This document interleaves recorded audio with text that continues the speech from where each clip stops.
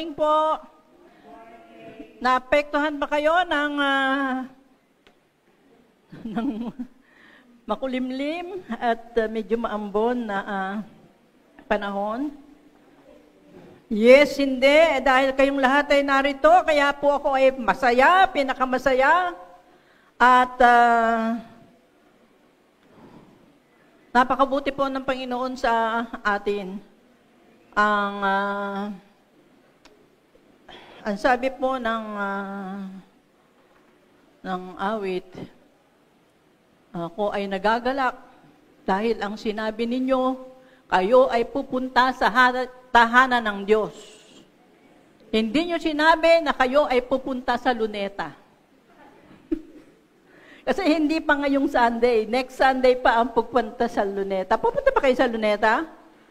Hindi, because meron tayong service. Di ba? Dito po tayo. And dahil po dyan, ang ating pong mga kababayan ay tunay na mainit po ang ating mga kababayan. Kaya meron pong malaking pagtitipon sa September 21 sa Luneta. At dapat po natin itong ipanalangin dahil hindi po natin alam, baka pero makapasok po ang mga masasamang elemento, ma-infiltrate po ng anumang gawa that is contrary to the purpose of the rally. Kaya dapat po natin itong ipanalangin. Sa Nepal po, makalipas lang ang 3 araw ng kanilang pag-rally doon, agad-agad 400 were injured, and 19 were dead. Maraming buildings ang sinunog, maraming sasakyan ang sinunog. Hindi po natin nais na ganito ang mangyari sa ating bansa. So, kinakailangan po na ipanalangin po natin na mabuti. At even yung itinantag o itinayo ng ating Pangulo na Independent Commission na mag-iimbestiga, kailangan po natin silang ipanalangin upang magkaroon po tayo ng patas na pag-iimbestiga sa mga pangyayari po sa ating kapaligiran. So, doon po sa mga hindi aware ang nagaganap po, o hindi kayo nagso-social media, hindi kayo interesado sa ganito mga balita, sa palagay po ninyo, ang ating paligid ay okay lang, mapayapa. Life goes on, sabi nga, ang lahat ay okay lang. But if you are doon, mahilig kayo sa mga kaganapan ng ating bansa, hindi po okay lang. Nasa critical po na kondisyon ng ating bansa, so kailangan po ang panalangin. Kailangan po tayong magkaroon ng puso na nagmamahal sa ating bansa at hindi po nagmamahal sa isang taong leader, hindi po tayo nagmamahal sa mga ating organisasyon, kundi mahal po natin ang ating bansang Pilipinas. Because hindi lang po tayo ang titigil sa bansang Pilipinas, but even yung pong mga generations na susunod po sa atin. So, tapos na po ang balita. Samahan niyo ako, let us declare, today is September 14, 2025, this is the day that the Lord has made. Let us rejoice and be glad in it. Woo! Hallelujah! Hallelujah! That declaration may destroy the works of the enemy, may destroy the work, the infiltrators na maaari pong gumalaw sa ating bansa. That is why you have to declare the word of God every day in every situation. Okay po? Today, pagpapatuloy po natin ang ating Perfect Beginning series. Hindi na po sa buhay ni Abraham. Last preaching, natapos na po natin yon. Kundi po sa buhay ni Joseph and also known as, mas kilala siya bilang the Dreamer. Joseph the Dreamer. Excited po ba kayo sa buhay ni Joseph? Medyo sabi ko nga, nalungkot po ako. Sabi ko, nung narinig ko si Pastor Rachel, sabi niya, meron na lang siyang 4 slots. At sabi ko, Lord, 4 slots? Ibig sabihin, 4 slots din ako. Hindi ko matatapos ng 4 slots. Ang napakagandang buhay po ni Joseph the Dreamer. Are you also a dreamer? Yeah. Hindi po masama ang mangarap. Huwag lang kayong mangarap na kayo maging isang kontraktor. Maging isang doktor na lang po kayo. So, okay po, sa ating pong pag-aaral sa buhay ni Abraham, nakita po natin ang perfect beginning it is more than just a fresh start. Hindi po ito tulad ng bagong taon ay bagong buhay. Bagong taon, bagong pag-asa, hindi po ito ganon. Ito po ay hindi rin po bagong taon ay bagong kaibigan, bagong kasuotan, bagong trabaho. Hindi po ito yung bago na sitwasyon or kondisyon ng iyong buhay, kundi po nabago nga ang iyong itsura, pero hindi nabago ang pag-uugali. Nabago nga ang iyong tahanan, pero hindi po naman nabago ang iyong ugali. Doon po tayo ngayon kasi sa pagbabago ng maraming bagay.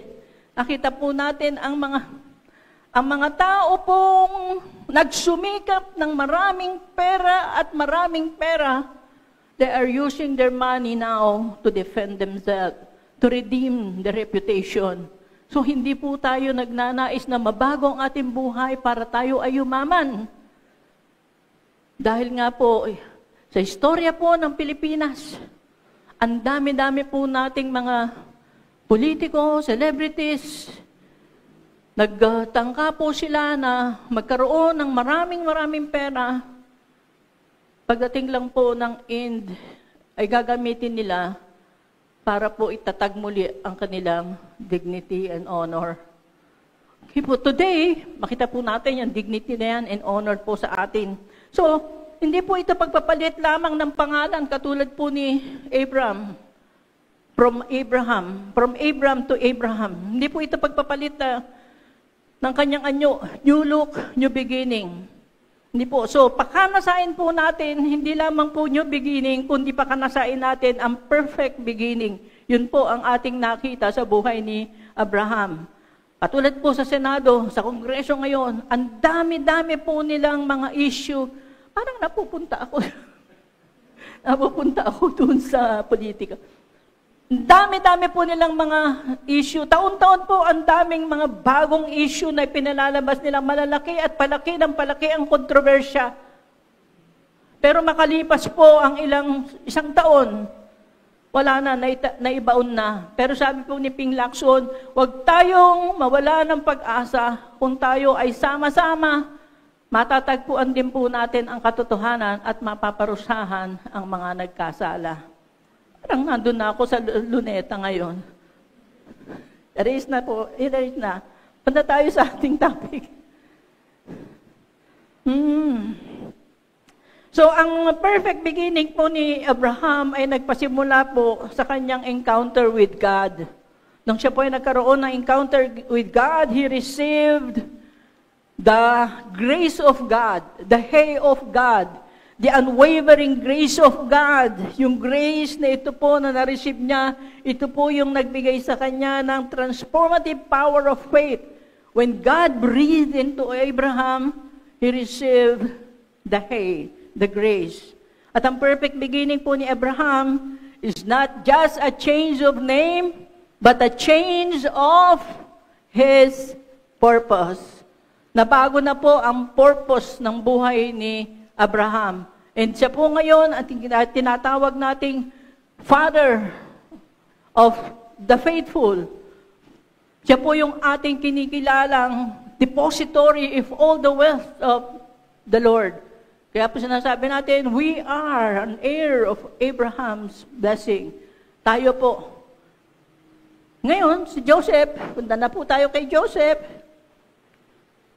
Si Joseph naman po, ang buhay po ni Joseph ay punong-puno rin po ng new beginning. Katulad po ng buhay natin, ang buhay po natin ay full of new beginning, new start, and ultimately perfect beginning. So yun po yung istorya ni Joseph. Si Joseph po ay matatagpuan sa Genesis 37 hanggang Genesis 50. Ito po yung pinakamahabang chapters na sa pag-aaral po ng Bible, siya lang po yung may istorya na 14 chapters, pinag-ukulan po ng 14 chapters. Yun po ay patungkol sa buhay ni Joseph. Ang buhay ni Joseph is mas madami pa kaysa sa creation story. Mas madami pa kaysa kay Abraham na pinag-aralan natin ng mula February hanggang nakalipas lang na buwan. Pero yung buhay po ni Joseph, napakahaba po dahil ito po, even po yung sabi nating type of, yung typology, typos, mas marami po ang types of Jesus Christ sa buhay ni Joseph. Sabi po nung ibang komentary na nabasa ko, there are at least 150 na pagkakahambing sa buhay po ni Joseph and Jesus Christ. So, interesting po na pag-aralan ang buhay po ni Joseph. Dito po natin makikita ang napakaraming aral sa buhay, lalo higit sa perfect beginning. So si Joseph po, kung kilala nyo, he is the grandson of Abraham. Tignan po natin ang kanyang generation. Abraham, nagkaroon siya ng anak, isa lang, Isaac. Si Isaac, nagkaroon ng anak, si Jacob and Esau. Jacob and Esau, si Jacob po nagkaanak kay Rachel na kanyang pinakamamahal. Ilan po naging anak niya? 2, si Joseph and Benjamin. Praise the Lord, ang galing ninyo. O sa genealogy ni Pastora Tina. Okay. So, yun po ang pagkakahanay. Mahalaga po na alam natin. Punta tayo kay Joseph. Genesis 37 and verse 3. Sabi po, now Israel other sons, because he had been born to him in his old age, and he made an ornate robe for him. Okay, sabi si Israel. Israel loved Joseph. Yung pong Israel dito, alam natin na siya si Jacob. Remember Peniel encounter? Meron pong cafe, meron pong Java rice. Peniel encounter of Jacob, pinalitan ni Lord ang kanyang pangalan ng Israel. So yung pong tinutukoy ditong now Israel loved Joseph, it is Jacob loved Joseph. Ang ibig niyan sabihin. So si Joseph po ay ang pinakapaboritong anak ni Jacob. Sinabi po ang dahilan, because he was the son of his old age. Sino po ba dito ang may old age na at nagkaroon ng anak na lalaki pagkatapos paborito niya? Meron? Wala. Lahat po kasi ng taga-BCC ay nandun sa kanilang youthful age palagi. So, hindi lamang po yun. Hindi lamang siya dahil anak ni Joseph in his old age, but because si Joseph po ay anak ni Rachel. At si Rachel po ay ang pinakamamahal ni Jacob. To the point that he is willing to take another 7 years service para po sa kanyang uncle, only to have Rachel as his wife.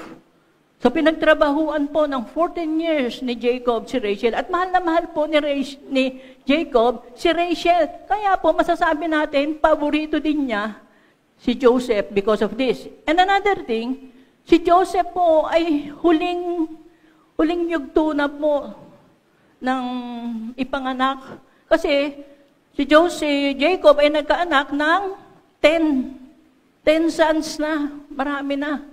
Tsaka po lumabas si Joseph. So si Joseph po ay paboritong-paborito ng kanyang ama. Sabi, now Israel loved Joseph more than any of his other sons because he had been born to him in his old age, and he made an ornate robe for him. Ipinakikita niya, mahal niya, paborito niya si Joseph, at hindi lang yun, binigyan niya pa ng ornate robe. Ang sabi po sa King James Version, basahin ko lang po, now Israel loved Joseph more than all his children because he was the son of his old age, and he made him a coat of many colors. Mas sikat po yung coat of many colors kaysa sa ornate robe. So, pag sinabi pong coat of many colors, alam na i-associate po natin yan kay Joseph the Dreamer. So, bilang tanda na siya ay paborito, sabi po dun sa Tagalog version, itinahian siya ng kanyang ama ng maganda at mahabang damit. At ang tawag nga po doon ay a coat of many colors. Ganito po yung ginawa, ayan po. Yan po yung coat of many colors na ginawa po ni Jacob sa kanyang anak na si Joseph. So ang pogi po ni Joseph. Joseph is only 17 years old. Who is 17 years old in here? Meron ba tayong 17 years old?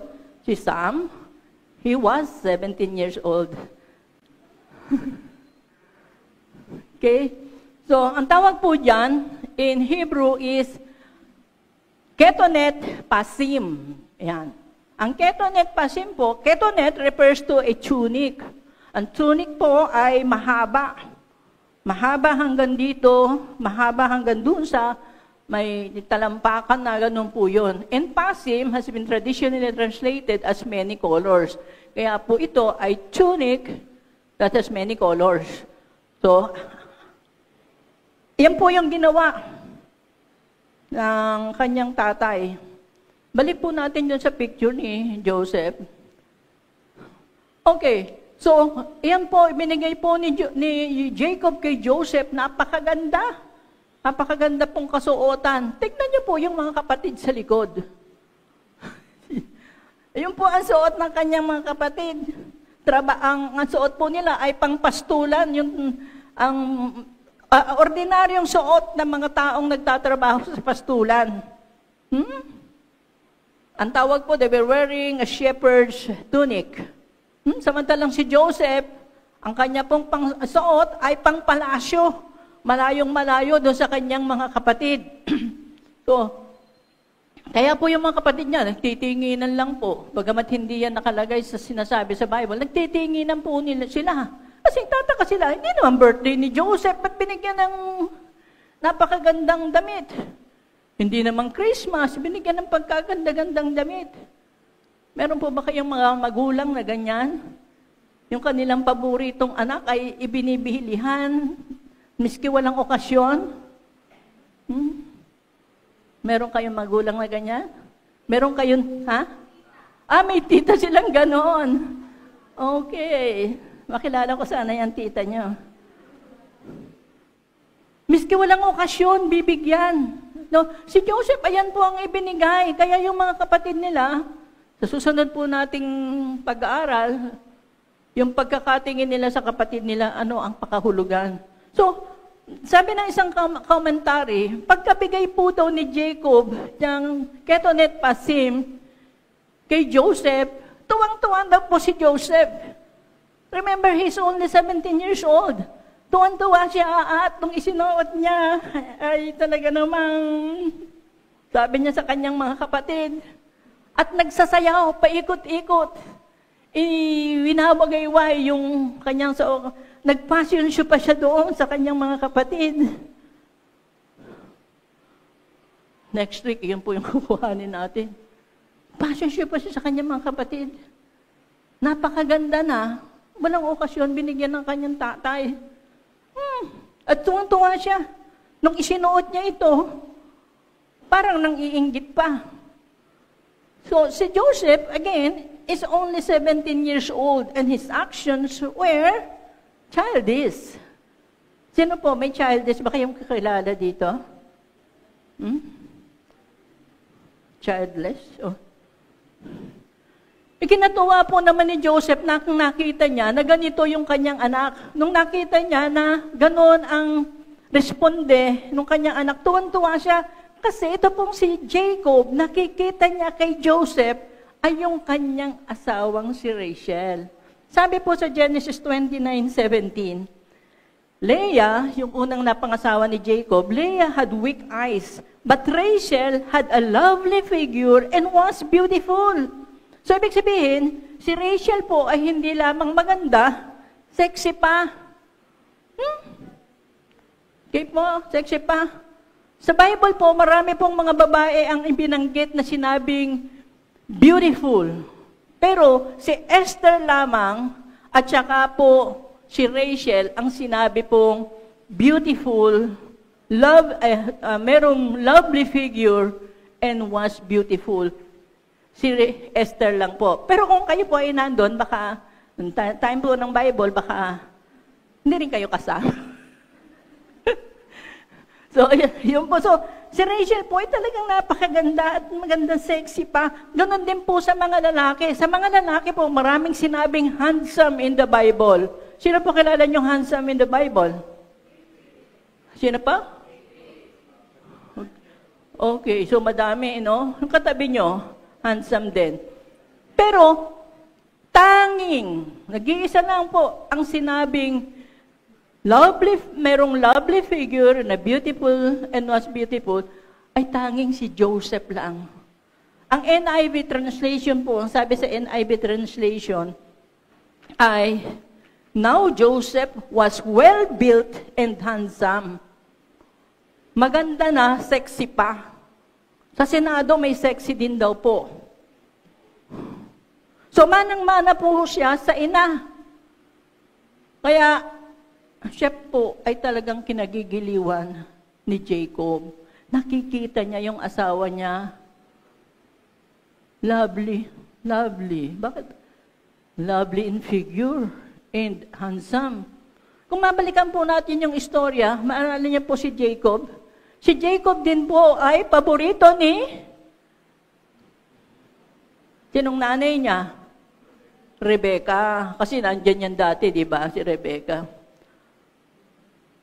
Si Jacob ay paborito din ng tatay niya, ng nanay niya, si Rebecca.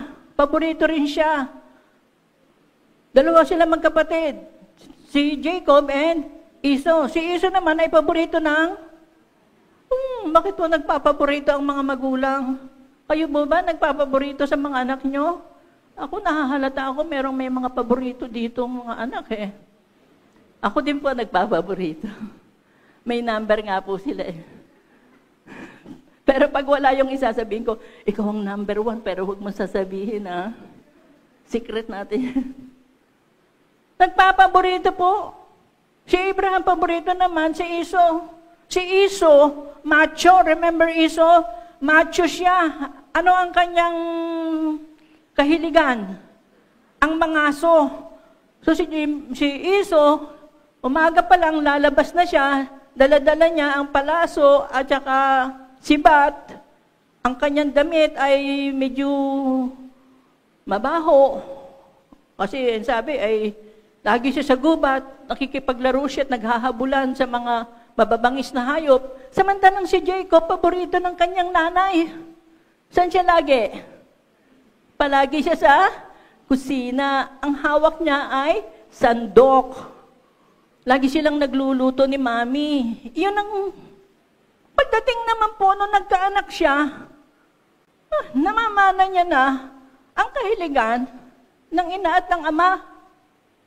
Ano po mangyayari? Namana na po doon. Kaya po, si Jacob, pag tinitignan niya yung kanyang anak, para talagang si Rachel itong batang ito Tsaka parang ako din itong batang ito. Mahilig sa kusina, mahinhin. Yun din po ang tingin ni Jacob. So, consciously or unconsciously, he began to favor him. Sa inyo po, mga nanay, o sa mga anak, meron ba kayo nakikita, kamukha siya ni Mami, kaya paborito siya. Kamukha siya ni Daddy, kaya paborito siya. Nag-iisip kayo ngayon, nahahalata niyo? Ayan. Sige, wag mo siyang awayan, ate. Sabi niya, oo nga, ba't paborito nga pala siya? Kasi kamukha siya. Hindi ko po yan masasagot sa inyo. So, binigyan po ng Ketonet Pasim itong si Joseph. And ang Ketonet Pasim ay unang nabanggit po in this verse. Genesis 37 and verse 3. Pero ang pangalawang banggit po ay doon sa 2 Samuel 13 and 18. And banggitin po ito, binanggit po, ito po ay yung anak ni Haring David na si Tamar. Si Tamar po ay, sabi sa 18b, she was wearing an ornate robe, for this was the kind of garment the virgin daughters of the king wore. So yung ketonet pasim ay ginagamit ng mga virgin daughters of kings. Oh. Ba't siya binigyan ni Jacob ng ganitong damit? And Jacob gave Joseph ketonet pasim, or a tunic likened to the dress or garment of princess. Oh. Di ba kayo naiintriga dyan? Ako naiintriga agad ako dyan. Bakit nire-regaluhan ng ganito?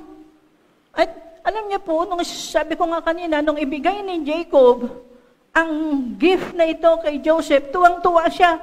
Isinuot niya agad at nagpapasyon siya. Ginagano niya yung kanyang mga brothers. Takbo-takbo siya. Yan po ang nangyari kayo, no? At ito po, suot-suot niya araw-araw. Sinusuot niya araw-araw, miski na sa pastulan. Mayroon na ba tayong image 2 ba dyan? Wala pa. Araw-araw po, suot-suot niya yan. Ang paalala lang po sa atin ngayon, huwag po nating ikonsente or itolerate kung nakikita natin sa ating anak na sila ay may tendencies. Ano yung tendencies? Do you know what I mean? Kung nakikita niyo po ang anak niyo na may tendency na sumunod sa yapak ni daddy imbes na ni mommy kung siya ay babae, or ni mommy imbes na kay daddy kung siya ay lalaki, huwag po nating suportahan. Dahil mahal na mahal po ni Jacob si Rachel, nakikita niya kay Jacob si Rachel, nilagyan niya ng ganitong gift. Pero hindi po dapat. Dahil ang pangkasuotan po ay pang princess. And Jacob is a man. He's a prince. Dapat kung paborito niya, niregaluhan niya ng damit ng prince, hindi ng princess. So, tinotolerate niya. Dahil siya ay kamukha ng kanyang nanay, dahil siya ay kasing sexy ng kanyang nanay, tinolerate niya. Binigyan niya, niregaluhan niya ng damit ng ito. So, ang paalala po sa atin ng ating Panginoon ngayon is, do not tolerate yung mga anak niyo, miski gaano niyo siya kamahal, kung meron po siyang pagkiling sa kanyang kasarian. Huwag po natin siyang ibili ng ipit at mag-ipit po siya kung siya ay lalaki. Huwag po natin siyang hayaang manood ng bini kung siya ay lalaki. Kasi magiging isa siyang bini, bae. Sa amin po nung araw, ang tawag doon, binabae. Magiging ganon po siya. At kung siya naman po ay babae, huwag nating hayaang i-idolize niya ang SB19, nagsasayaw siya ng mga sayaw ng SB19. Hindi masamang matuto siya ng mga hip-hop dance. Pero, mamaya, ang lakad na rin niya ay tila si Pablo. Huwag po nating itolerate. Lalo tigit kung nakikita nating may tendency. Huwag nating ibili ng tote bag na unicorn. Huwag nating ibili siya ng mga short, kung siya ay lalaki, at kung siya naman po ay babae. Huwag po nating itolerate. Dahil nakita po natin, we will see the bad effect of this sa susunod po natin pag-aaral. Kasi si Joseph po, katulad ni Abraham, ang alam natin, pagkabait-bait. That is why God chose them, because ang bait-bait nila, they are almost perfect. No. Lahat ay nagkasala at hindi nakaabot sa kalwalhatian ng Diyos. Including Abraham, including Joseph na paborito natin, ina-idolize ng iba. Gusto nila siya, pangalan ng anak nila, Joseph, ang pangalan ng Joseph. Hindi po. Lahat po ng tao ay nagkasala at nagpasimula na sinner. Nagpasimula na palpak ang buhay. That is why God is offering us a perfect beginning. Not just a new beginning. So yun po, ang ating pong mga anak, huwag po nating ikukonsinti. Huwag natin po silang hayaang pupunta sa Shopee at kung sila ay lalaki, ay pipili ng mga pang-girl, mga bags for girl. Oh, I love this, mommy. Hindi po. Hanggang andon sila sa edad na kayo ang nagpapakain at nagpapaaral at nagbibigay ng buhay sa kanila. Kayo ang may authority over them. Ganun din kung babae. Kung babae magpupunta sa Shopee at ang mga bibilihin niya ay kasi nga po sa panahon natin, di mo na ma-identify kung ano ang girl and boy. Kaya nga po yung LGBTQ, ang tawag na po dyan ay alphabet. Because all the letters are already there and coming pa after Q, etc., dadagdagan pa. Dahil minamanyoobra po tayo ng sistema ng daigdig na ito. So, tawag lang po ito sa mga magulang, sa mga anak, na huwag po nating ikukonsente at itolerate ang mga kahiligan ng ating mga anak na taliwas sa kanilang kasarian. Huwag din po nating itolerate ang ating sarili na lumiko sa pagkalikha ng Diyos sa atin. Okay po ba kayo dyan? Are you getting quieter and quieter? Ayaw nyo nang magsalita? Yun po ang sabi ng Bible. Okay po. So, yung pong image, ayan po, ganyan po ang suot ni Joseph. Ganyan yung ipinigay. And can you imagine na suot-suot niya to araw-araw? At ginaganon pa niya sa mukha ng kanyang mga brothers. Sa pastulan, nagpinto siya ng tatay niya, pumunta ka sa pastulan, puntahan mo yung mga kapatid mo, suot-suot niya yan. Kaya nga siya napahamak because of this coat with many colors. Diba?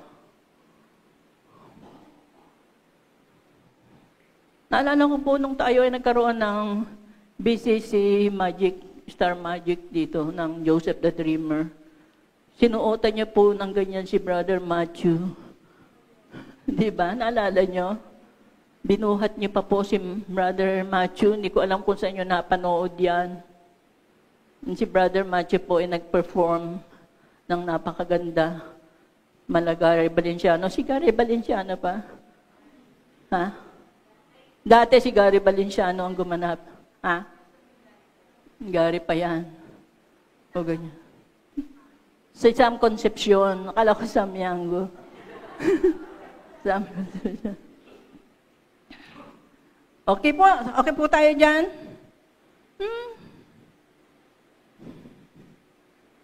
Okay po. Ibanan na natin yan. Alam nyo, mali po yung oras natin doon. So, it's only 5 o'clock in the morning, so maghintay po tayo ng 4 hours. Isa pa po palang BI sa inyong mga anak. Mga kaibigan po, tignan niyo po ang kaibigan ng inyong mga anak. Sino ba kaibigan nila? Dahil napakalaki pong impluensya ng kaibigan. Yung pong mga kaibigan ewan ko ba, mas madaling ma-intimidate yung mabuti kaysa sa masama. Yung mabuti ay kaagad-agad nahihila patungo sa mali. Yung kaibigan po, napakalaking influencer po niyan. Lalong-lalo na po sa magiging kahiligan ng inyong mga anak. So, eto pa. So sa ating pong panahon, meron kasing tinatawag na gender equality. No? Equality. Ito po ay panawagan para po magkaroon ng equal rights and equal opportunity para po sa lahat. Pero dati po, gusto lamang pong ma-eliminate yung discrimination sa gender. Dati po gusto lamang ay magkaroon ng patas na pag-promote sa trabaho, social and economic and political equality, yun lang po naman ang gusto. Pero ngayon po, dumating na tayo sa punto na ang lahat ay pwede sa lahat. Kaya po, nagkakalituhan na tayo, hindi po natin alam. Ba't pastora, ikaw maiksi buhok? O, di ba dapat ang maiksing buhok ay nasa panglalaki lamang? Pag tinignan nyo naman po, ba't yung mga nasa Senado pa, mahaba, sa Kongreso, mahaba nga mga buhok nila, yung mga lalaki sila. Yung isa nating SP dati, may hikaw pa siya, hindi siya nahihiya. Dati po, si Senator Cayetano, meron pa siyang strike na ganyan sa ulo niya. Kasi nga po, tawag po yan. Sabi po ni Pablo, do not be conformed to the pattern of this world. Kasi magkakalituhan na po talaga tayo. Hindi na natin alam, ano ba tayo? Susunod na lang po tayo sa kanila. Dati po, ang beer, panglalaki lang, ina-advertise ng babaeng nakasakay sa kabayo.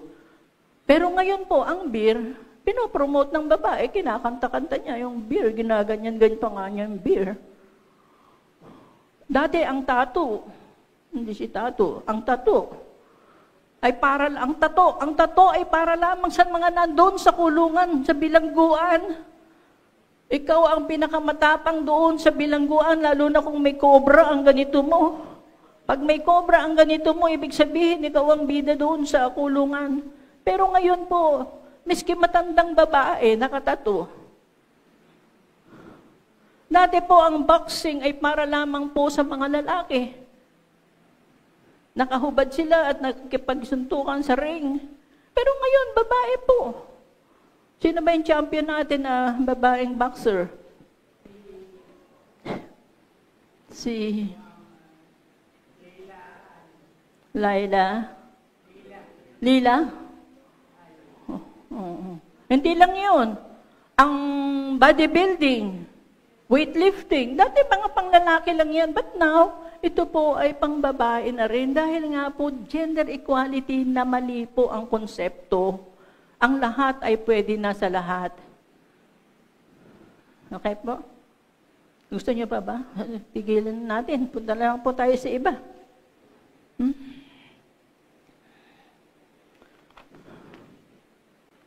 Balik po tayo kay Tamar, sa 2 Samuel 13 and 18. Sabi po, so his servant put her out and bolted the door after her. So, inilabas si Tamar at pagkatapos sinarado ang pinto, inilak yung pinto, and next, 18b, she was wearing an ornate robe, for this was the kind of garment the virgin daughters of the king wore. So, sa 18, i-describe po, napaka-dignified po ni Tamar. Pero sabi, pinalaya siya at kinendado ang pinto. Because sa 19, sabi po, Tamar put ashes on her head and tore that ornate robe. She tore that ornate robe she was wearing. She put her hands on her head and went away, weeping aloud as she went. Bakit po? Because si Tamar po, na gumagamit ng ketonet pasim, ay ni-rape ng kanyang kapatid na si Amnon. So, pinatawag siya, kunmako na rin may sakit si Amnon kasi may gusto siya sa kanyang half-sister. Tinawag, dumating ang sister niya na nakaketonet pasim, suot ng princess, dumating siya doon sa kwarto, and ni-rape po siya ng kanyang kapatid. So sabi po, nung matapos siyang ma-rape, hiyang-hiya po si Tamar, so nagtakip siya ng kanyang ulo at umiiyak, tumatakbo, papalabas, dahil siya ay ni-rape. And ang sabi po, naglagay siya, si Tamar po ay nagtatakbong palabas, umiiyak, nagtakip ng ulo habang lumalabas dahil siya po ay ni-rape. Ang sabi, sinira niya, Tamar tore the ketonet pasim na suot-suot niya, winasak po niya. Bakit niya po winasak? Because Tamar lost her purity and dignity. And now, she's defiled and ashamed. Sinira niya po yan. Sisirain mo lamang ang damit. Kasi po, sa Old Testament, naglalagay ang tao ng ashes sa head pag sila po ay napapahiya, sila po ay nag-aayuno, at sinisira ang kanilang kasuotan pag sila ay napahiya. Kasi pag napahiya ka, nawalan ka ng dignity and honor. So ganun po ang ginawa ni Tamar. Tumatakbo siya at covering her head. She's ashamed of herself. Not only because she was raped, but also because she is naked. Nawasak ang kanyang kasuotan. In Genesis 3, ang sabi po doon, nang si Eva at si Adan ay nagkasala sa Diyos, verse 7, sabi din, the eyes of both of them were opened, and they realized they were naked. So they sewed fig leaves together and made coverings for themselves.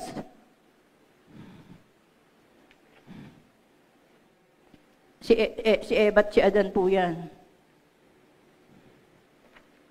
So nalaman nila na sila ay hubad. Kaya kumuha sila ng dahon ng igos, pinagtahi-tahi ito at itinakip sa kanilang maselang bahagi ng katawan. They were naked. Nung sila ay nagkasala, immediately, they realized they were naked. Sabi po ng Bible, but, in the beginning, sa pasimula po, hindi naman po sila conscious, hindi po sila nahihiya.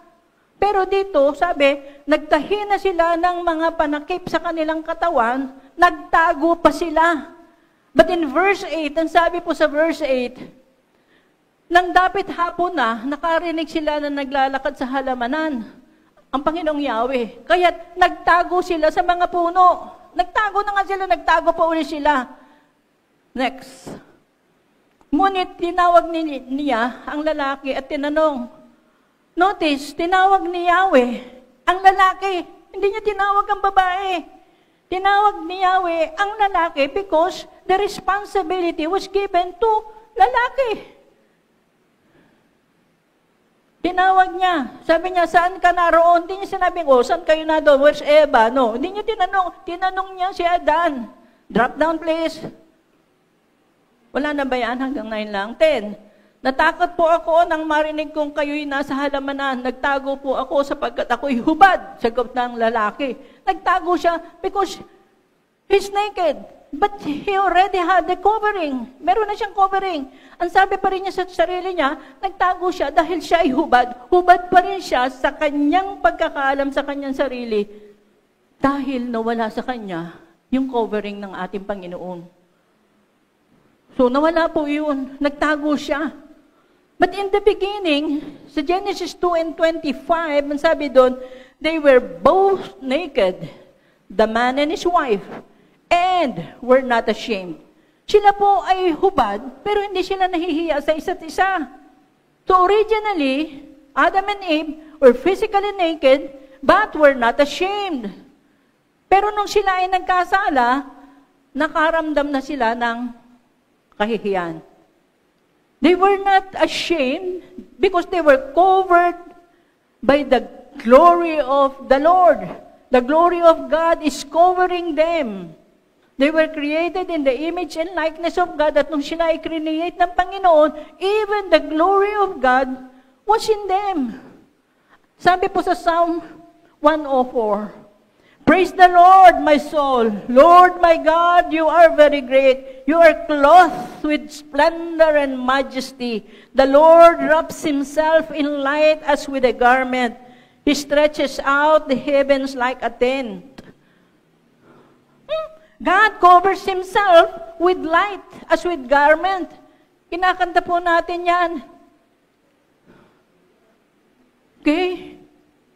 Sa Ezekiel 1, chapter 1 and verse 1, sabi po ni Ezekiel, the heavens were opened and I saw vision of God. Ano daw po yon? In verse 4, sabi niya, I looked and I saw a windstorm coming out of the north, an immense cloud with flashing lightning and surrounded by brilliant light. The center of the fire looked like glowing metal, And in the fire was that what looked like 4 living creatures. It appeared their form was human. Verse 27, lulundag po tayo doon. Ang sabi ni Ezekiel, I saw that from what appeared to be his waist up, he looked like glowing metal as if full of fire. And that from there down, he looked like fire. And brilliant light surrounded him, like the appearance of a rainbow in the cloud on a rainy day. So was the radiance around him. So nakita po ni Ezekiel ang tila baga rainbow around God's throne. It's full of light.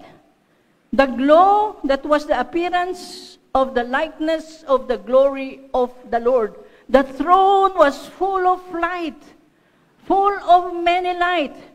Sabi, katulad ng metal full of fire.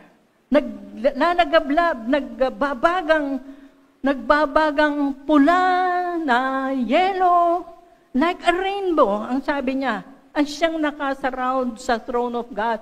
And sinabi niya doon, nakita niya ang isang appearance na katulad po ng tao. That is Jesus Christ. So, assorted colors and many colors surrounds the throne of God.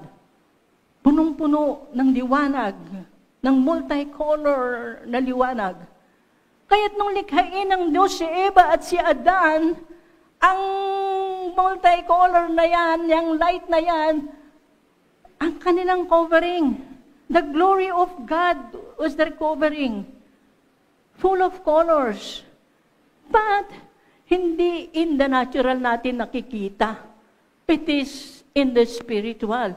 But when Adam and Eve were looking at each other, hindi nila nakikita naked siya because the light that penetrates the body ay so full na hindi nila makita yung kabuuan ng katawan ni Eva. Hindi rin makita ni Eva ang kabuuan ng katawan ni Adan. So hindi nila alam that they were naked. But when they sinned, the glory of God departed. Nakita nila ngayon ang tunay na anyo ng isa't isa. Sinabi nila they were naked. Sila ay hubad. They were wearing the God's righteousness. Yung God's righteousness ang kanilang kasuot-suotan. And once they sinned, nung sila'y nagkasala, they lost that clothing, that glory of God, that light. The light of God's righteousness, yun po ay naalis sa kanila as covering of their bodies. Dati, they are without shame, without fear, without guilt. Magkasama silang dalawa, no malice. Pero nung sila ay nagkasala, kaagad-agad, nagkaroon po sila ng kaisipan na sila ay hubad because the glory of God ay nawala. At sabi po, now, they are ashamed. Dati, they were pure and innocent. But when they disobeyed God, kanila pong mga mata ay na-open and they realized they were naked. And their nakedness led to them being ashamed. Di po ba nakakahiya yung nakahubad? Ang definition po ng shame, shame is the emotional and psychological response to sin and awareness of having violated God's standard. It is a feeling of guilt, embarrassment, or disgrace that arises from the recognition of one's sinful action. Si Adam and Eve thought it to be sinful to be naked and even to look at a person, at the body of a naked person. Na-realize nila, hindi ko dapat tignan, bagaman siya asawa ko, siya ay hubad. Kaya po gumawa po sila ng panakip sa kanilang sarili. Kinuha nila ay ang dahon ng igos. Naalala ko lang po, mga 5 months ago, meron pong bench body. Napanood po niya po yun, bench body. Yung pong mga artista doon, mga celebrities, from the backstage, lalabas sila, ang gagara ng kasuotan, ang Ang gaganda ng mga kulay, lalabas po sila. At pagkatapos, pila-pila sila doon sa harapan ng audience. And sa split second, awakan nila ang kanya, tanggal. Sila po ay almost naked. And they were very, very proud. Taliwas na taliwas po sa Bible. Sinasabi ng Bible, nakedness is shameful. It's a shame na makita kang naked. But these celebrities, pinopromote nila ang body. Ang kanilang body. Wearing this very tiny saplot sa kanilang katawan. And they are very proud. Taliwas na taliwas po sa ating Bible. Ano, after na mapanood nila yan, napakadaming mga kabataan. Bilihan ng kasuotan ni, ano ba mga pangalan nito? Yung napakatapang na lalaki. Sino yung pangalan yun? Ha? Hindi ko hindi si Alden, ano pa eh. Disente pa si Alden, di ba? Tinanggal ng topless lang siya. Yung gumaganap sa kay Tanggol, ha? Hindi. Ha? Si Mayor, ha? Hindi ko madinig. Ike? EJ. Ike. Si Ike. Meron pang isa. Ha? Ding dong. Well, anyways, ang aking napansin, mga nanood kayo. Kilala niyo si Jay Queng. Nanood kayo. At inilalagay sa ating mata, this is art. This is beautiful. Di po ba yan ang ibinibigay sa atin?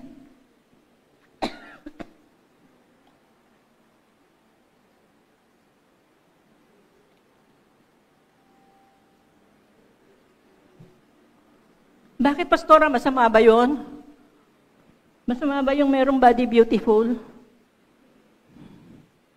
Sabi po, beauty is in the eye of the beholder. Lust is also in the eye of the beholder. Ganun po yun. Maganda ang katawan mo, walang problema. Pero yung titingin sa'yo. Kaya nalulungkot nga po ako, sobrang kakalungkot. May kausap po ako isang kabataan. Meron silang association na mga na-rape sila. So they have no choice. Ayaw na nila ng lalaki. So they go to same-sex love affair. Hindi po ba nakakalungkot? Saan ang galing? Because tagay-tagay. Tagay-tagay sila at pag nalasing na sila, can they control themselves? I just don't know kung pwede pa. So po nga po yung inaalok na sistema ng daigdig sa atin. Okay po, remember the flood. Medyo mahaba po, hindi ko na siya babasahin ng mga talata, but ito po ay nasa Genesis 9:20 hanggang 25. Matapos po ang baha, si Noah po ay nagtanim ng vine. Nagkaroon po siya ng vineyard. Nakaproduce siya ng mga wine. At nung nagkaroon ng wine, siyempre, tumungga. Nalasing. Nung nalasing siya, nahiga siya doon sa kanilang couch. Nahiga siya doon. Nakita siya ng kanyang anak na si Ham. Nakita siya ng kanyang anak na si Ham. Nung makita, si Daddy nakaubad. Punta siya doon sa kanyang mga kapatid. Sinabi niya, si Daddy nakahubad. Yung pong kanyang dalawang kapatid, si Shem at si Japet, sabi niya, umuhas po sila ng kumot, hawak ni Shem, hawak ni Japet. Pumunta po sila doon sa kanilang daddy, patalikod po na ganyan, para wag po nilang makita ang kanilang daddy na walang saplo sa katawan, at pagkatapos ay tinakpan. Nung magising po si Noah, nalaman niya ang istorya, nalaman din niya ang ginawa ni Ham. So ano po ang ginawa niya doon? Yung ginawa po ni Noah, sabi niya, "Cursed be Canaan, the lowest of slaves will he be to his brothers." When Noah awoke from his wine and found out what his youngest son had done to him, he said, "Cursed be Canaan." Cursed po si Ham. So grabe po ang naging parusa ni Ham. Because it is very clear that nakedness and looking at a naked person outside of marriage is sin.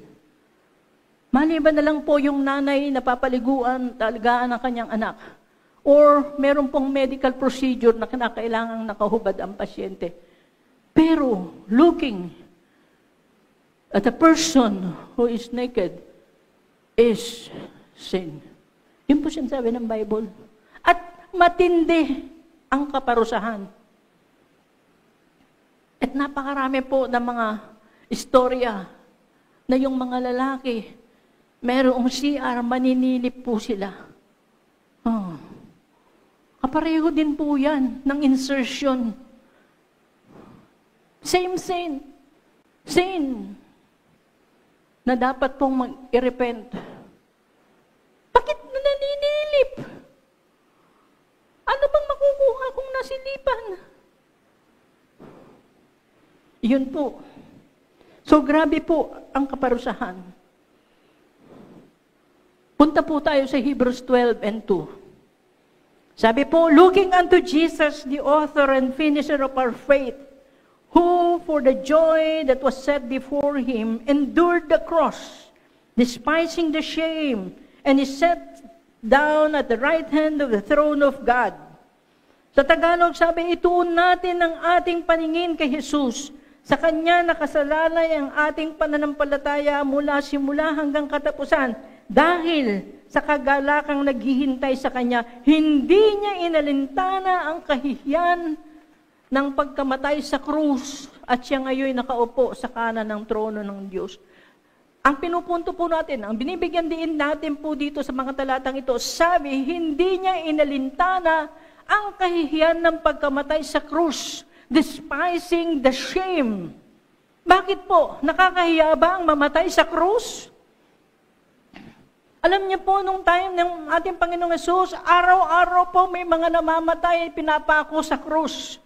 Dahil napakalupit po ng mga Roman soldiers, napakatindi ng kanilang patakaran. Pag ikaw ay nahuli na nangungupit, nahuli nagnakaw, nahuli nagrape, patay ka doon sa krus, ipapako ka sa krus. Pero ang sabi po, hindi po inalintana ng ating Panginoon ang mamatay sa krus. Hindi na inintala. Hindi po sinabi dito, hindi niya inalintana ang hirap na kanyang nararanasan sa krus. Bagamat hirap na hirap po ang ating Panginoon sa krus, hindi niya inalintana ang hirap, miski siya ay halos mamatay na sa hirap. Carrying the cross. Kung paano niyo i-describe yan pagka Holy Week, kung kaano kabigat yung cross na hindi niya inalintana ang hirap sa pagpasa ng krus. Hindi rin niya inalintana at sinabi na ang sakit-sakit ng pagkakabugbog sa akin, nagkalusog-lusog na ang aking katawan. Hindi niya po inalintana na nagkahiwa-hiwalay ang kanyang mga balat at tumulo ang kanyang mga dugo. Pero ang sabi po ng talata, hindi niya inalintana ang kahihiyan.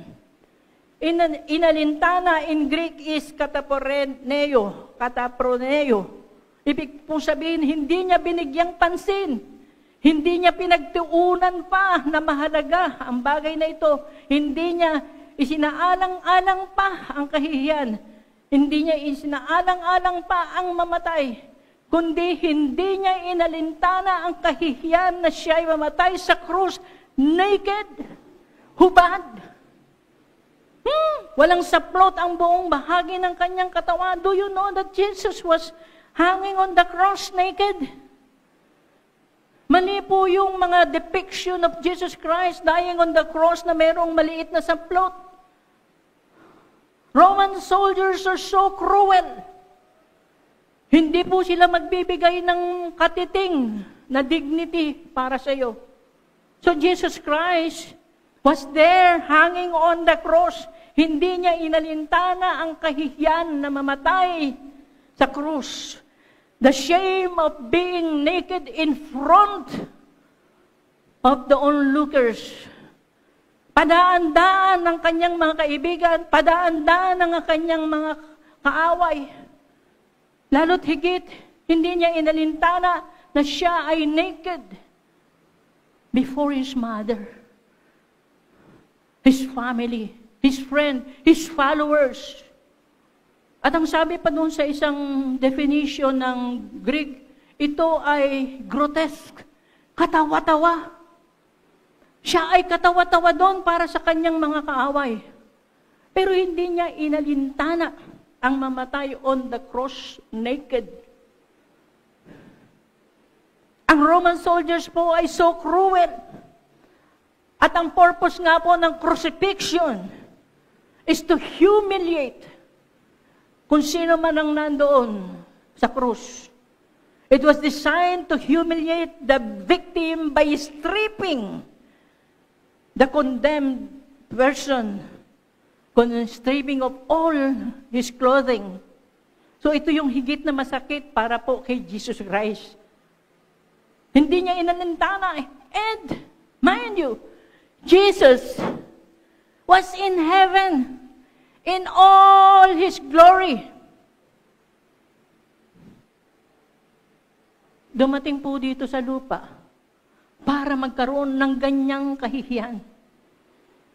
Jesus was stripped naked to strip away all His dignity and honor and to break His spirit. Para siya ay bumitaw, para siya ay bumigay, para siya ay hindi makatapos ng kanyang mission. But praise be to God, because ang sabi ng ating talata, He endured the cross, despising the shame. Isn't that the good news? Isn't that an expression of love? But praise be to God, hindi siya sumuko. Praise be to God, because Jesus endured the cross. He could easily give up and call the angels, the warriors of heaven, or He can shake the whole earth and kill all those Roman soldiers. Pero hindi po.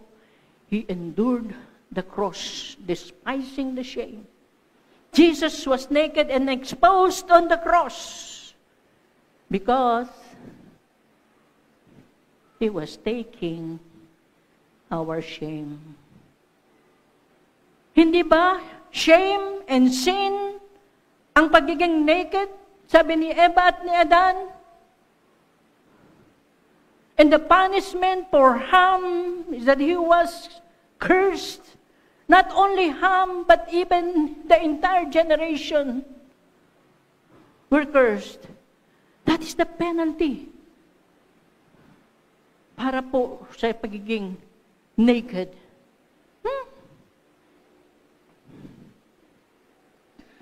Hindi lang po niya inako ang ating kasalanan. Ang alam po lang natin, inako niya ang ating kasalanan. He took away my sin. But He also had taken away our shame. Kinuha rin niya ang ating kahihiyan, lahat ng kahihiyan. So you do not have any reason to be shameful. Hindi ka mahiya. Pero ngayon, ang tao, lahat ng dahilan, nahihiya. Ang dapat mahiya yung mga nag-plunder. Ang dapat na mahiya yung mga naggawa ng insertion for their own benefit. Habang ang mga tao ay naghihirap, nagpapatalo sila sa sugal, nag-i-enjoy sila doon, dami kong pera. 950 billion. Konti na lang. Ilang tao po ang niloko nila. Hindi sila nahiya. Kaya nga po kung merong suggestion, ano ang dapat na gawin kung sila ay mapatunayang nagkasala? Hang them on the cross, naked. Because ito po yung ultimate na kahihiyan na meron ang tao. One time, meron po kaming nakita dyan, doon sa National Road. Hubad-hubad po siya. Pero wala siya sa kanyang tamang kaisipan.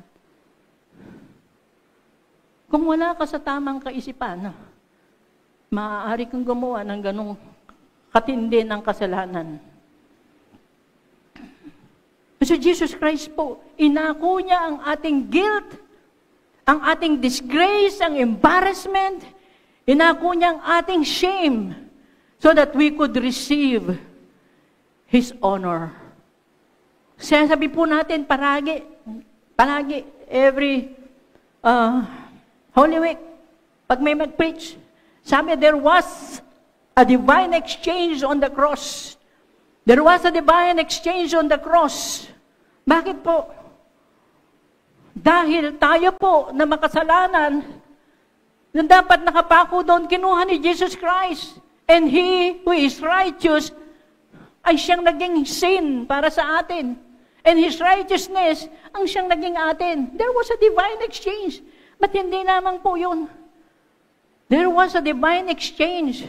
Sabi po nung inaawit natin, on the cross, Jesus took my shame. Jesus, at the cross. Sa cross, I was accepted. Jesus was condemned. On the cross, I was forgiven. And Jesus was forsaken.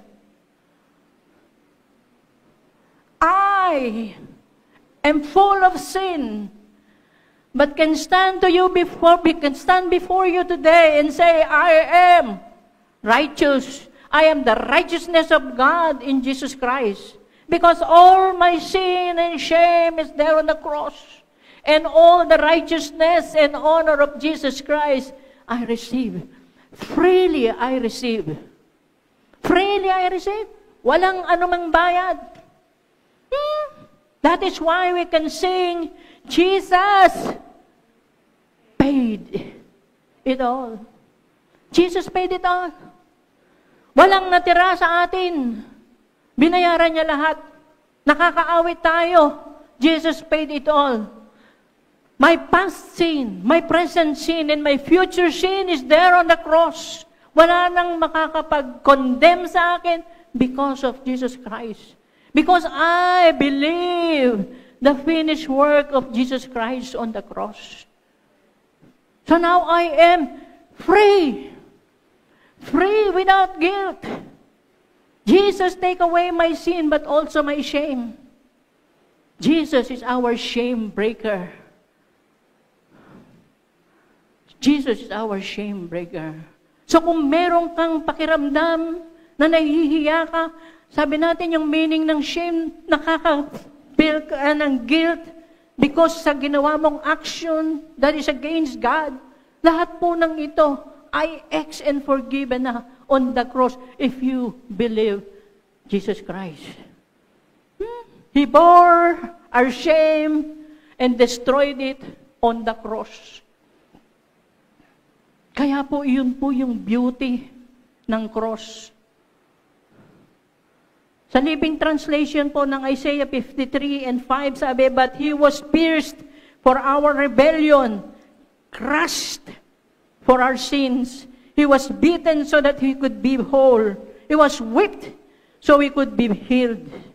Sa Tagalog, sabi niya, ngunit sa ating mga kasalanan, kaya siya nasugatan, siya ay binugbog dahil sa ating kasamaan. Tayo ay gumaling dahil sa pahirap na dinanas niya at sa mga hampas ng kanyang tinanggap. Jesus paid the price for sin, for sickness, for disease, for mental suffering, for shame. Binayaran po lahat ni Jesus Christ ang mga iyan.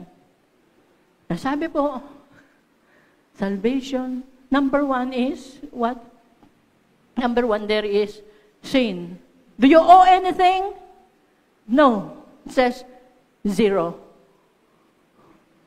Lust. Because of the nakedness of a person, nakita mo may lust.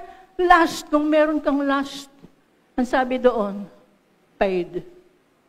Shame, regret, past mistakes, unforgiveness, hurt, pain, anger. Paid na po lahat yan. So in your ledger, nakatatak po, fully paid.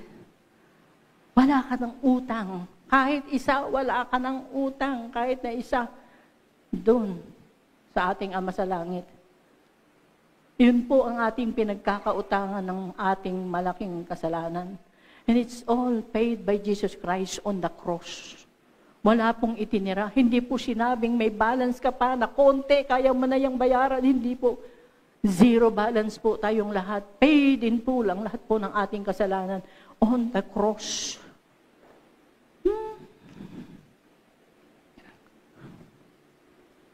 Sa story po ng prodigal son, konti na lang.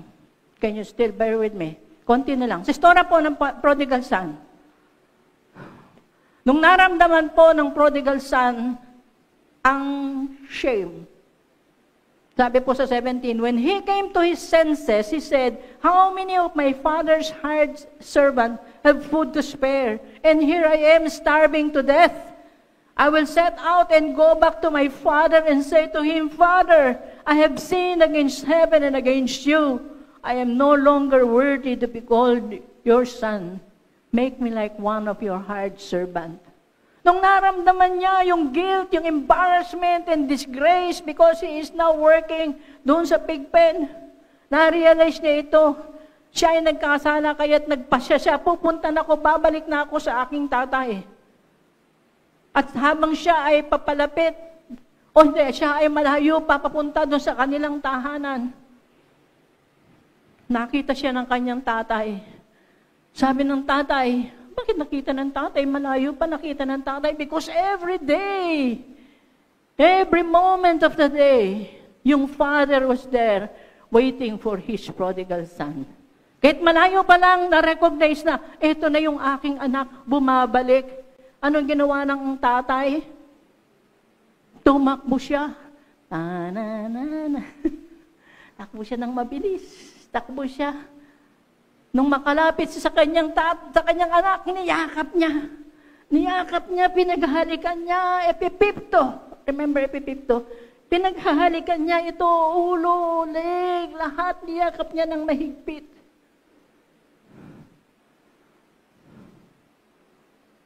Remember, ang anak niyang ito ay galing sa babuyan na maraming buhaya.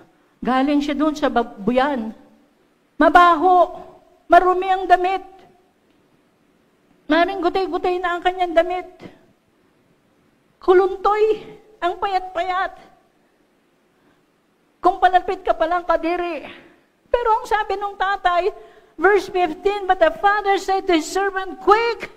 Bring the best robe and put it on him. Put a ring on his finger and sandals on his feet. Quick! Bring the best robe and put it on him.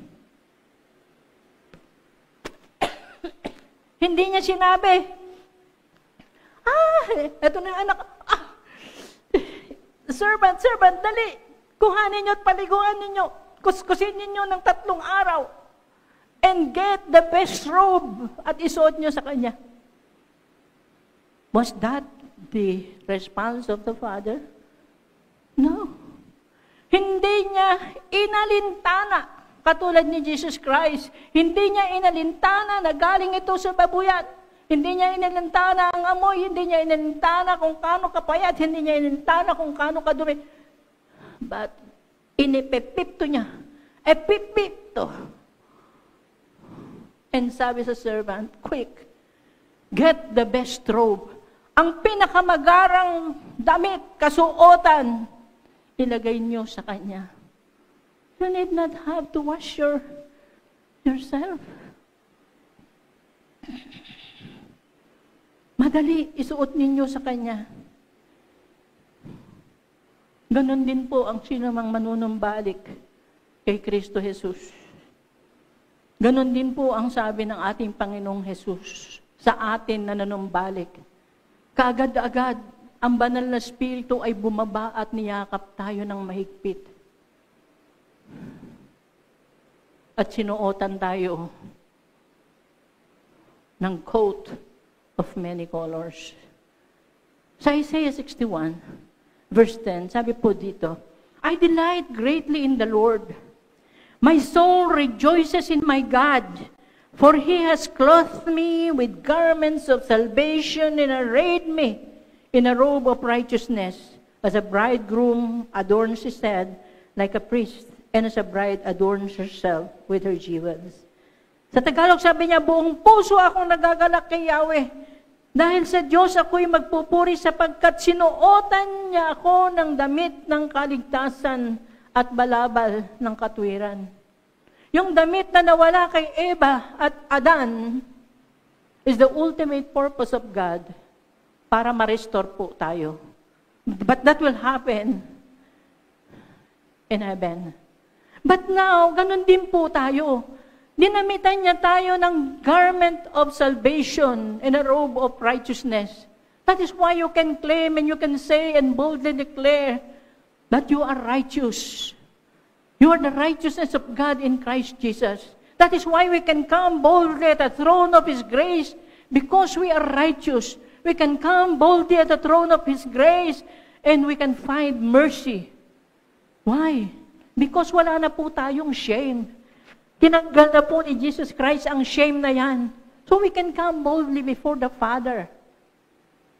Sinuotan na po tayo. Kaya po sabi doon, maggagalak ako. Buong puso akong magagalak kay Yahweh. Buong puso akong magpupuri sa Kanya sapagkat ako ay sinuotan niya ng garment of salvation and righteousness na robe. Can you look at your neighbors?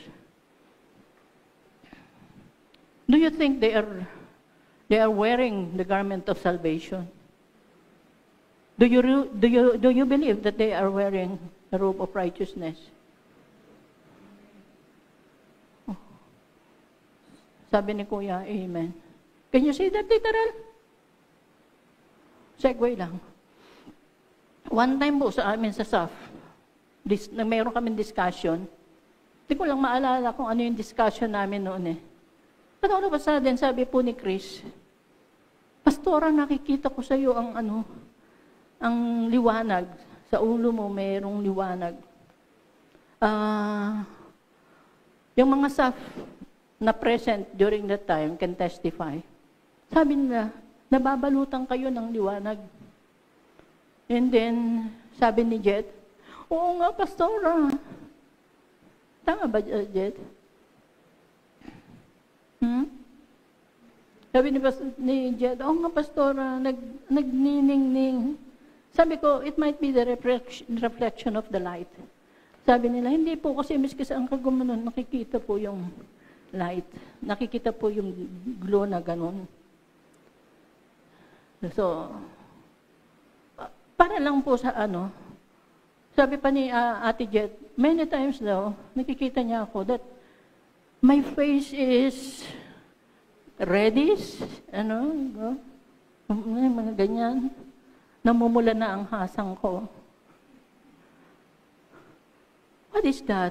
Because in the vision of Ezekiel, sabi niya, kita niya yung burning fire. Yung yellow rainbow, nakikita niya. So, that can be literally seen, not 100%, but there is a reflection. Like Moses. When Moses spent his 40 days and 40 nights in the wilderness, bumaba siya at he needs to cover his face because of the reflection of the glory of the Lord. What do I mean? The reflection, the glory of the Lord can be seen in you. Tama po yung inaawit natin. I can see in you the glory of my King. Oh, I love love you with Hindi lang po natin nakikita kung minsan sa ating katabi, sa ating kasama in the church because we are too familiar with these people at ang nakikita natin ay ang kanilang mga maling sinabi, yung kanilang mga maling ginawa. And that is what the devil that is the goal of the devil. To put shame. Kaya po, ginagamit na weapon ang shame. Pinapahiya ka ng kaibigan mo pa naman, ipapahiya ka. Sa harap ng maraming tao, ipapahiya ka. And every time you have a friend or somebody na kayo ay pinapahiya, that is the work of the devil. Do not entertain. Tinanggal na sa atin ang word na shame. So we can lift up our heads. Katulad po ni Jesus Christ, anumang ang trial, anuman ang struggle in this earth, we are looking towards the goal, the prize. What is awaiting for us in heaven? The glory. Then ultimately, we will all be shining in heaven. So, sinasabi ko dito, nakikita po yan. Huwag nyo lang i-magnify sa tao ang kanyang mali. Huwag nyo lang i-magnify sa tao ang kanyang kapalpakan. Huwag nyo i-magnify sa tao ang hindi niya magandang sinabi sa inyo. Again, that's the work of the devil. Huwag ko kayong magpagamit sa devil. Kinuha na po ni Lord Jesus Christ on the cross ang lahat ng shame sa atin, ang guilt, ang lahat po ng ating disgrace, at pinalta niya na ng honor. In you, the crown of honor ay nilagay na ni Jesus Christ. You are robed. Hindi nga lang po the multicolor coat of Joseph, but you are wearing the coat. Dahil iyon po yung goal ng ating Panginoon. Ipanumbalik tayo doon sa ating unang pagkakalikha ng Panginoon sa atin. So, no need to feel guilt. No need na kayo ay magtago sa anumang puno ng inyong righteousness. But come boldly to the throne of God and you will find mercy. Tayo po ay manalangin. Father, we thank you. We bless you, we glorify you, we give you praise, we give you glory. Salamat po sa inyo, Father God. Napakabuti mo po sa amin. Walang hanggan ang inyong kabutihan. Walang hanggan ang inyong awa. Oh, Father God, we thank you for your Son, Jesus Christ. He endured the cross, despising the shame. Para po kami magkaroon ng isang magandang pagharap sa aming pong buhay. Hindi na po namin kailangang magtago pa sa mga dahon na amin pong ginagawa. Ang amin pong own righteousness. Ang amin pong pagsusumikap na maging mabuti. Ang amin pong pagsusumikap na kami ay maging katanggap-tanggap sa inyo. Father, winasak mo na ito at winakasan mo na. Today, kami po ay nagaganap na kami po ay free. Malaya na po kami, Lord, sa sin and guilt na dinulot po sa amin ang aming pong kasalanan. Oh, Lord Jesus, we love you. We praise you, we thank you. Salamat po because hindi mo inalintana na kayo ay mamatay on the cross. You are hanging bare, naked on the cross. Imbis po kami ang mailagay doon sa kahihiyan, mailagay at tanggapin ang aming parusa. Si Adam and Eve, Father, ay tumanggap ng kanilang shame because of their own disobedience. But you, Lord Jesus, you were there, hanging naked, because of our disobedience. Forgive us, Lord.